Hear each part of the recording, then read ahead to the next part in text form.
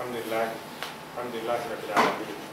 Wassalatu wassalam ala ashrafil anbiya wal mursalin amma ba'd.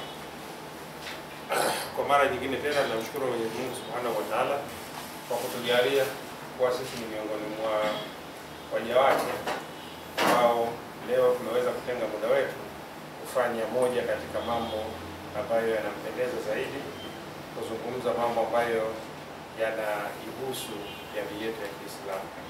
Nafasi inayochukua kwa sasa, kama nilivyowaambia, baada ya kuwa tumepata utambulisho wa pande mmoja na overview, nachukua nafasi hii kuwachukueni kuwapitisha kwa ujumla CIFCA ni nini na kadhalika. Sasa nimeona kwa wepesi kabisa mmefanya uwasilishaji wenu kwa Kiswahili kwa kiasi kikubwa, kwa hiyo naamini kabisa wote sisi tuko huru, uwasilishaji wowote ule ni kwamba tutapokea. Presentation yangu ipo kwa Kiingereza, lakini haina maana kwamba hii itafunga kwamba lazima tunachojadili kwa Kiingereza. Kikubwa ninataka lengo na madhumuni ya hii presentation kuwa iko more structured kuliko kitu chochote, ni kwamba ujio wenu mimi au CIFCA ina uchukuliaje. Mliopo hapa tunahesabia kwamba ni mabalozi wa CIFCA. Ninyi ni mabalozi wa CIFCA. Kesho na kesho kutwa tutaona katika vitu ambavyo tutaongea mbele, kesho na kesho kutwa katika vitu ambavyo tutategemea wapi tunapoangalia kuwa pamoja na nyinyi. Ni kwamba tuwe katika nafasi ambayo katika mambo ambayo tunayafanya basi tuweze kusema kwamba nguvu kazi yetu inatoka wapi. Tunasema nguvu kazi yetu ni IBAFSA. Tunayo mifano mizuri tu. Shekhe wetu Sheikh Juma Isa ameingia CIFCA kwa kupitia mlango ambao baadaye tutauzungumzia, huu wa nguvu kazi, kwamba tuna jambo letu tunatafuta nguvu kazi. Kuna kijana wetu Sheikh Juma Isa amemaliza Mungu. Pia nawaambia kuna events tumeshakwisha fanya hapa, tumefanya na watu wa Mungu kabla ya hapo. Kwa hiyo nikiwachukua na kuwapitisha na kuchukua muda nitakao nilikuwa nimechukua, ni kwa sababu nategemea kwamba vitu viweze kuzama ndani ya vichwa vyenu. Kesho na kesho kutwa, Juma ananijua vizuri nikiwachukua katika jambo ambalo kweli nataka uwakilishi wenu kutoka kwenye CIFCA, uwezekana ikawa tunakimbizana mbio mbio. Tutakuwa na muda huo wa kutulia na kuweza kupeana kwa utulivu, kwa sababu utakapokuwa ni balozi wa CIFCA, kuna watu wanataka kujua kitu kuhusiana na CIFCA. Kwa hiyo sasa hivi mpate kwa utulivu, na vile vile baada ya kumaliza tutakuwa na nafasi ya kuweza kuuliza maswali. Bismillahirrahmanirrahim. Nataka kuwapeni kwa overview ya CIFCA. CIFCA imetoka wapi? Hapa tulipo leo umetoka wapi na CIFCA? By starting, we start with the CIFCA background. How was CIFCA started? Now we tunajiproud kusema kwamba CIFCA ilianza rasmi mwaka 2010 with the aim to foster the growth of Islamic banking and finance in Tanzania. Not only that, the idea was formally rigorously discussed in 2008 when a group of Muslim intellectuals, sheikhs and Sharia scholars met at the Muslim University of Morogoro to discuss the potentialities, the need for, challenges and the best strategies for promotion of Islamic banking and finance in Tanzania. I need to pause at that point in time. Now you guys coming from IBAFSA, you need to be proud of yourselves that you have not come to CIFCA as a strange organ. You started IBAFSA in 2014, if I got it correctly. But CIFCA was established at MUM in 2008. Later, if we sit down, I will show you. I even have the attendance register of 2008 and the people who attended. These are Muslim scholars, sheikhs, and all Islamic finance or Islamic economics aspirants. The people who sat down and asked themselves a question: what is the status of Islamic finance in Tanzania? What can be done? And they came up with this idea. Ideally, before CIFCA was started, there was a hunger or keenness for Tanzanians to say, do we have anywhere we can run to obtain our Islamic finance services? No. So a team of few people had an idea of opening an Islamic bank. And if it was started, this building and the floor where we are would have been the first Islamic bank. But the first chairman of CIFCA, the same way you had your first chairman, today is a staff at finance at Amana Bank, isn't it? Yes. We also pride ourselves, we have a first chairman. The first chairman for CIFCA, by then, before he became chairman of CIFCA, he was a deputy governor of Central Bank of Tanzania. Deputy governor of Bank of Tanzania. Then the few people thought, where can we get these ideas and a lead to start what we want as an Islamic financial institution? They went and met him. They presented the ideas. After listening, his first question was, you guys came. What has triggered you? What is pushing you? Is it Islam or bank? Rather, is it Islam or personal interests? In this case, he said, is it Islam or business? And the fact that people went with the idea of Islamic finance, the answer obvious was, no, Islam first. Islamic finance and Islam first. Then he said, if you are keen and what you want to do is Islamic finance and Islam, then I advise you, once you start a bank, ask yourself, who is going to stand and guide and supervise that bank? And once you have that bank, you have succeeded in opening one bank. What if another person wants to open another Islamic bank? Who will be there to supervise these?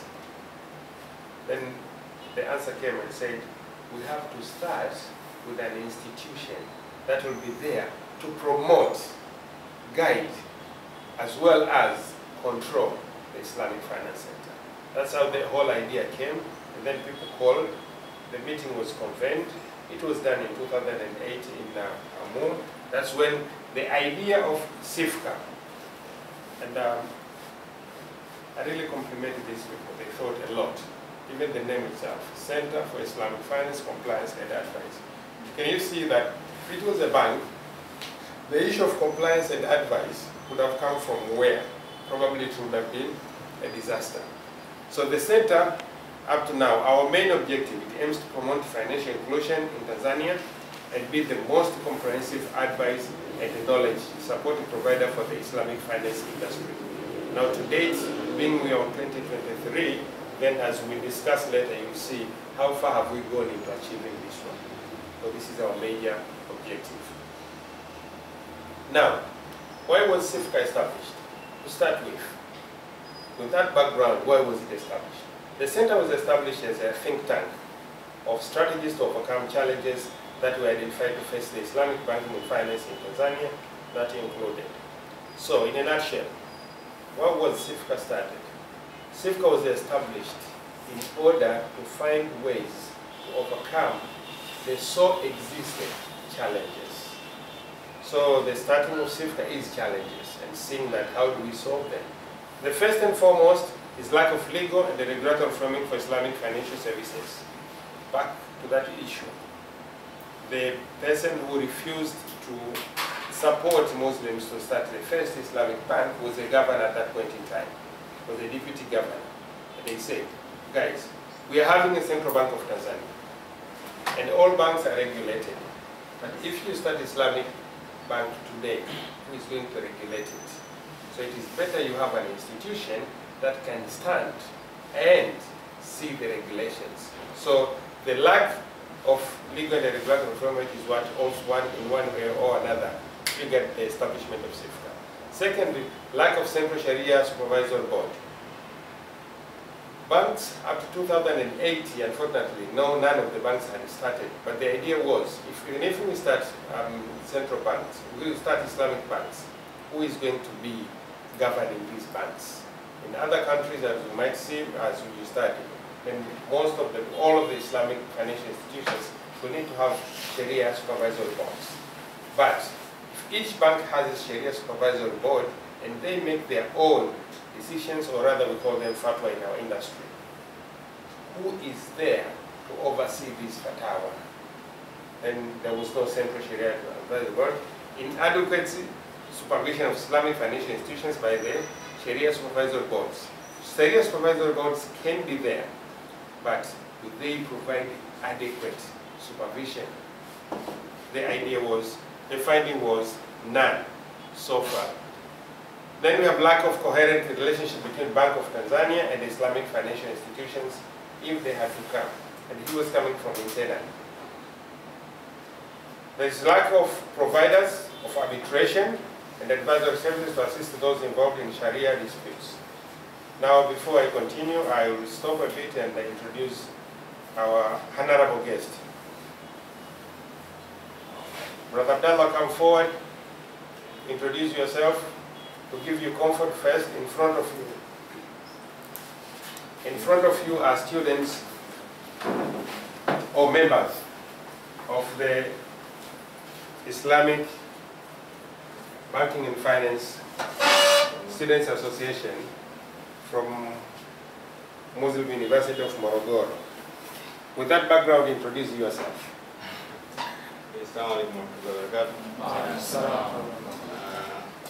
My name is Abdullah Ndele Musa. I'm a graduate from University of Dundee in Scotland, United Kingdom.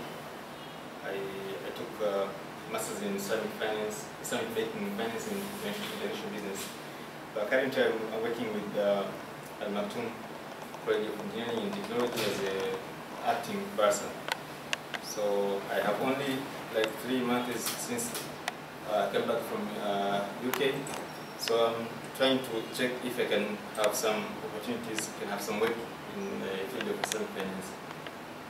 So you're welcome, and I think through you brothers and sisters in CIFCA, I will learn a lot and I will benefit a lot, and also you will benefit from me. And I can't say it's too much, but a little bit you can learn from me. Thank you very much, Brother Abdallah. You can have a seat. Now, one of the jobs that CIFCA does is linking the like minds. I'll come back to you to the discussions. You introduce yourself and you said, Mum so far has certificate and diploma in Islamic banking finance. Now we're having a guru having a master's in Islamic banking and finance. Where else would you find them? This through CIFCA. So we continue. Why was CIFCA established? We said that we have looked at up to number 3. Then lack of coherent relationship between Bank of Tanzania and Islamic financial institutions. We have talked about that. Lack of providers of arbitration and advisory services to assist those involved in Sharia disputes. Now, even in normal life, we know, even the governments, they will have all the establishments. I know for sure we know that the government of Tanzania, for example, will say it has 3 strong pillars, which are government, parliament, and the judiciary. Why do we have judiciary? Just in case there are disputes among the parties within this peaceful land of the United Republic of Tanzania, how can they be resolved? Now that is a problem also in Islamic banking and finance, that in case of disputes, it be between among the institutions or an institution with the customer, that you have taken a loan or you have taken a financial support product from the Islamic financial institution, and you have disputes, where do you go? That we identified as a problem. That's why CIFCA was established. Lack of qualified organs for testing, rating and confirming products and services to Islamic Sharia standards and principles. Now, even if we had started a bank, the very first bank, who could testify whether what they provide is in line with the Islamic Sharia? That was lacking. Lack of qualified and competent people to work with the Islamic finance industry. Now you'll find there where most of us come in from. Now we have masters, and we have degree, and we have certificates and diplomas. When we hope that will be part of the contribution of CIFCA. Lack of qualified researchers and the consultants in the field of Islamic finance. I will quote one of your objectives, being towards the last but not least, that one of the objectives you had is to support research in the Islamic finance sector. So the same is on our end. Lack of adequate number of qualified and competent people to provide Islamic financial institutions. Lack of qualified researchers and consultants, stakeholders, and the public or Ummah are unaware of the meaning and the rationale of Islamic finance. How Islamic finance differs from conventional finance, and how does it operate, and its possibility to ensure justice and spearhead development. And you'll find one of the objectives, you will say awareness. To ensure awareness is there, and you'll find it will be part of the objectives. Now, in order to attain that, what are the CIFCA objectives? CIFCA objectives are key, captioned into 5, and they are responding to the challenges in one way or another. The first and foremost is promoting the development and use of Islamic financial products and services. To ensure Islamic financial services, as you might be aware, that when you talk of Islamic finance, you're talking of products. Bring it mudaraba, murabaha, shijara, musharaka, and whatsoever. These are just products. So CIFCA was there to say, if it is not there, other than starting a bank, then let us promote starting of these products so that even if 10 banks are providing the same product, it can easily be spread across the country. Attesting, rating, and confirming products and services offered by financial institutions to Sharia standards and principles. You will see later some of the work we have already done is this one, to confirm that we have in place products that are compliant. We go through the testing. Providing advisory and consultancy services to financial institutions and other stakeholders. This we are doing it in a very great amount. A good example is, for most of us, quickly, if we are asked, what is the state of Islamic finance in Tanzania? Quickly we say we have one fully fledged Islamic bank, and we have 4 windows. Amana Bank is a fully fledged, and we have windows. KCB was the first, it started earlier.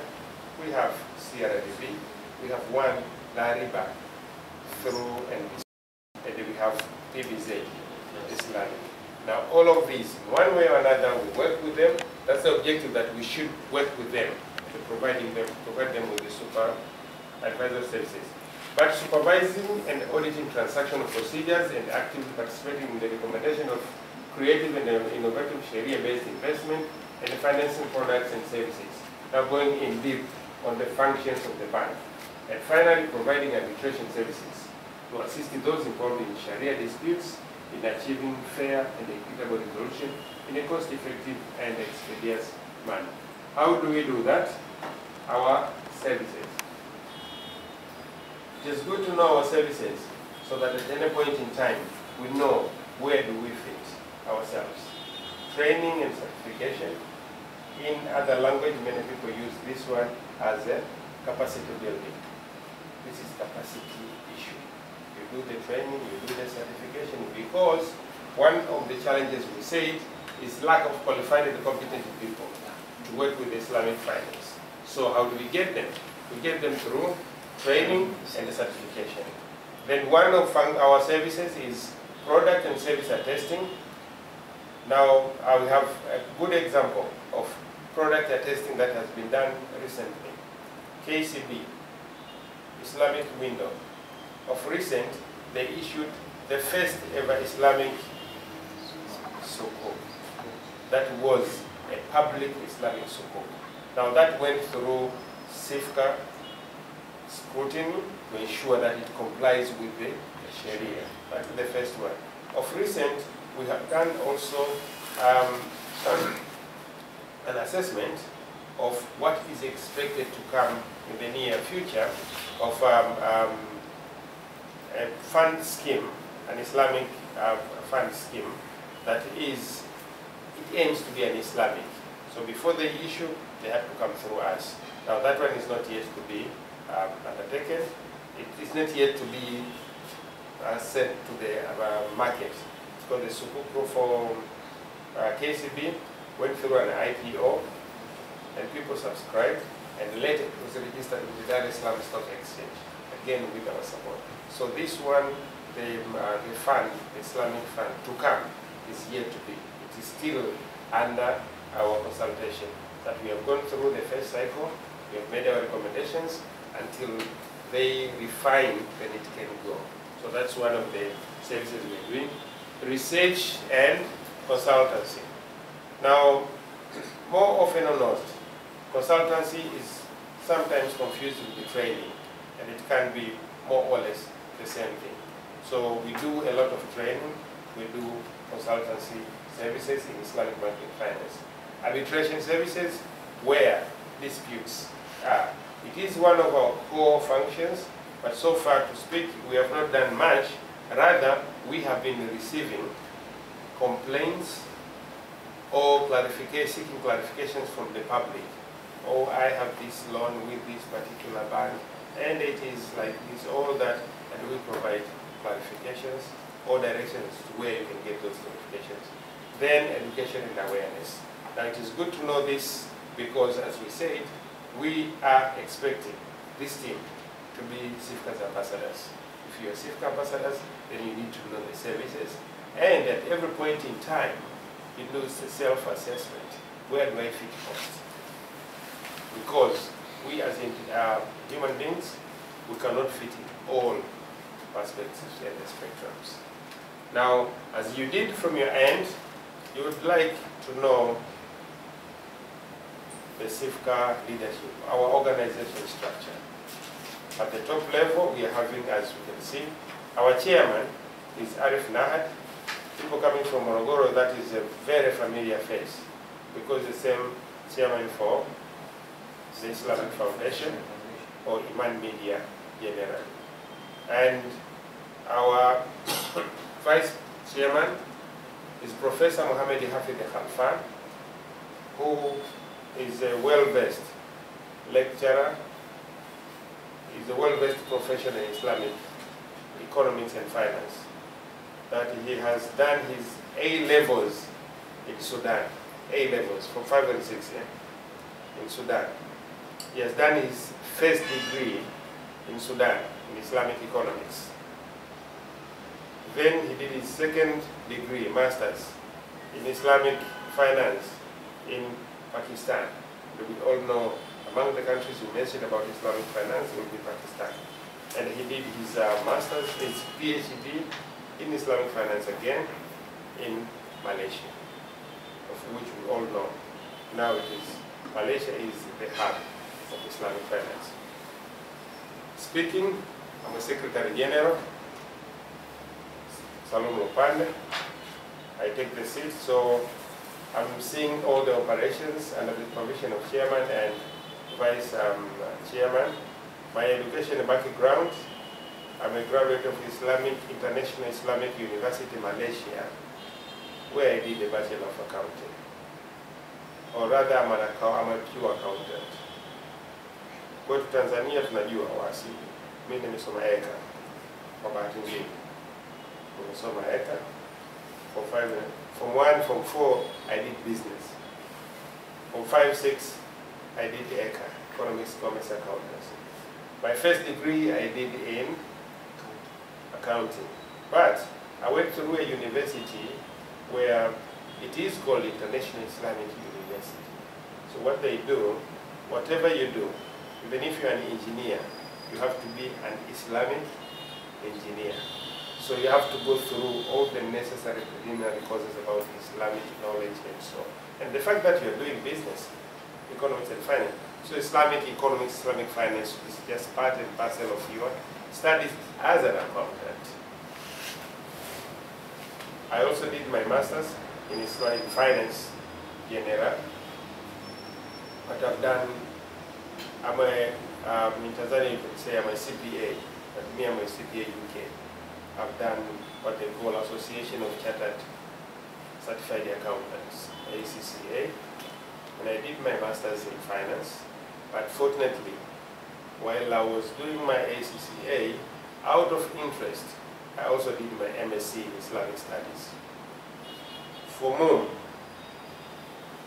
what I can say, Dr. Tego is my schoolmate, not a classmate, because I went through the same university before him, then he came after me. So I went through the same university with Dr. Tego in the UK, and After I finished my studies, I started working as an accountant.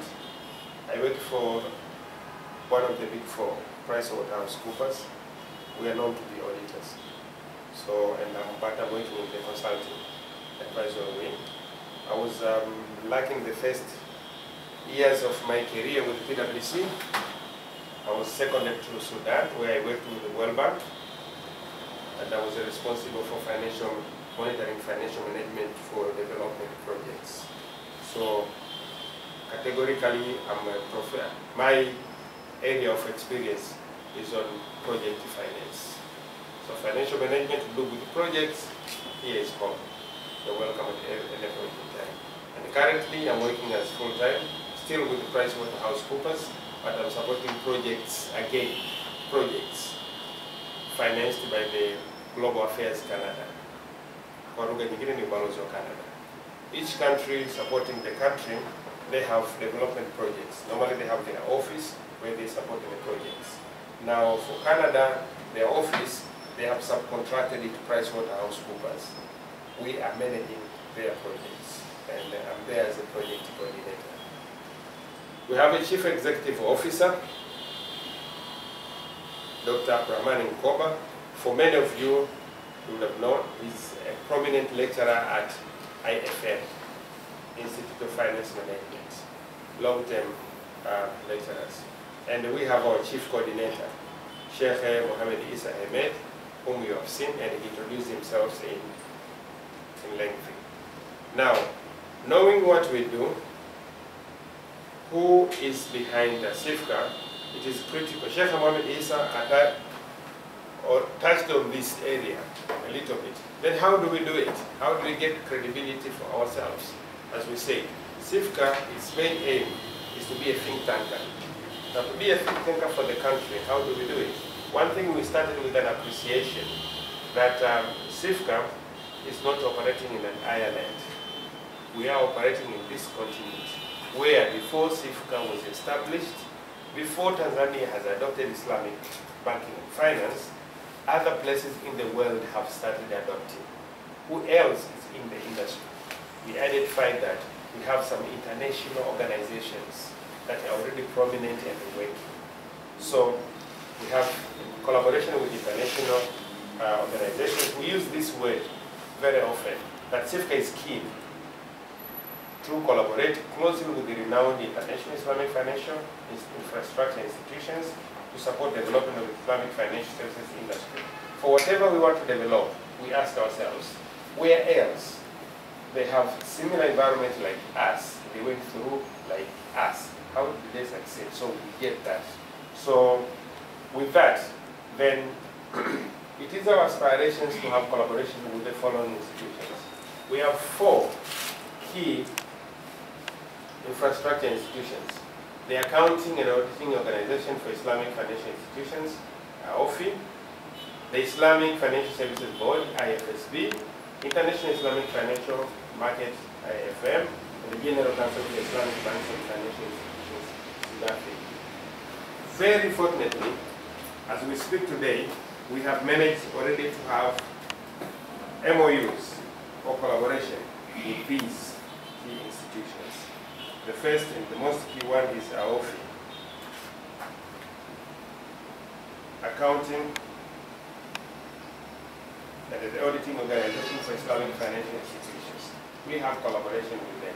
I would like to go a bit deeper into these collaborations simply because, as I say, 1, you are the ambassadors. When you go from here, you are the ambassadors. But 2, it's also for you to look at, when I finish where I am, what else is outside there? Kwa sababu tunasema siku zote the world is a limit.